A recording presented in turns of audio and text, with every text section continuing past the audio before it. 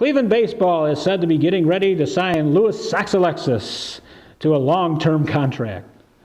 Brew was down at Fort Progressive for fan reaction on opening day. Change the name! Change the logo! Change the name! Change the logo! Change the name! Change the logo! Change the name! Change the logo! Change the name! Change the logo! Change the name! Change the logo! Know that you are truly a racist. We appreciate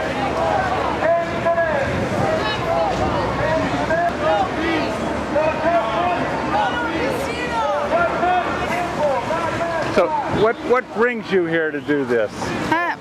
Because this is insulting to the Native American community and to my children and grandchildren.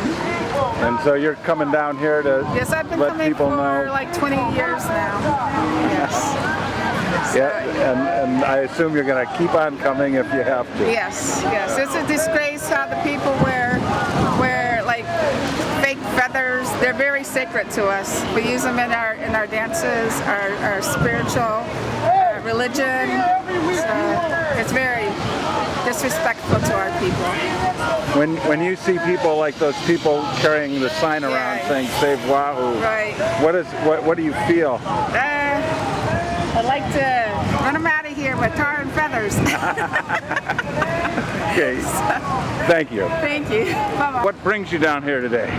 Same as always. Every I gotta take off. okay, Here's my card. Stay in touch, all right? okay, you too.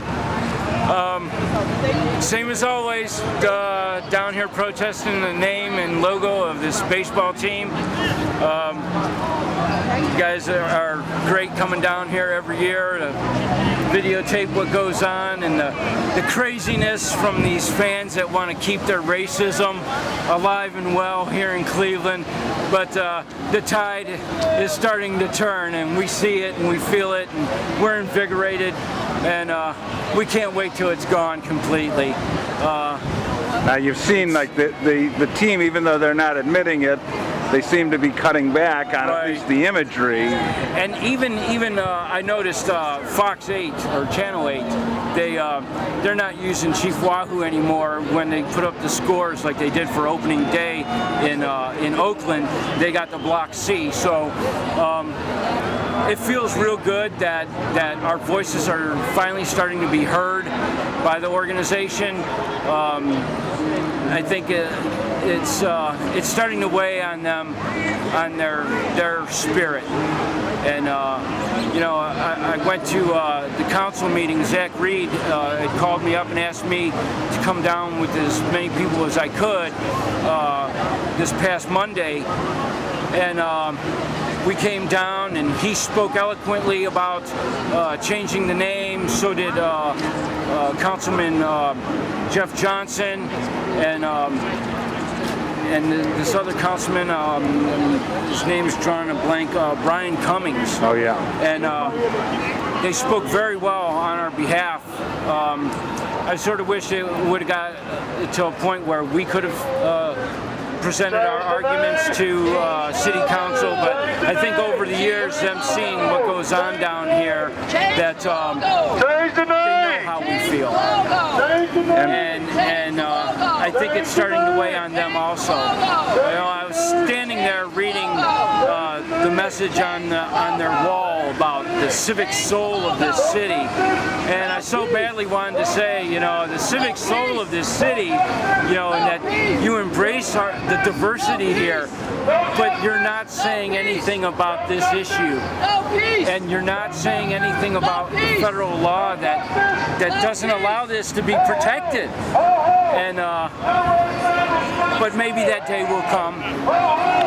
It's great to be down here again. I feel Grandfather Vernon is with us today. As always, every time we come down here, his spirit is still here, keeping us strong and keeping us fighting. And I just love coming down here anymore with this. It's become an addiction to try to help educate people. Change the logo! Change the logo! So what brings you down here? Well, I just believe in human dignity. worth of every human being. And I'm against anything that degrades anybody or puts anybody down. Clearly this logo, this name does that for me. Now, I want to be on the right side of history. now, a lot of people say that they're honoring the tribes with this. Right. Well, that was you know that was a fiction, right? Created by the Major League Ball folks who want to keep this going. But Louis Alexis really got treated very badly, and the decision to name the team this particular name had really nothing to do with it. And you don't think it's honoring the tribes by calling a major league team You know, as Indians? people have begun saying, outside of Cleveland, Ohio, people can see it. You know, there's a little town in Illinois called Pekin, and so their logo was the Chinks. Now, if you tell most people that the logo for the town of Pekin was the Chinks, they think that's kind of unacceptable.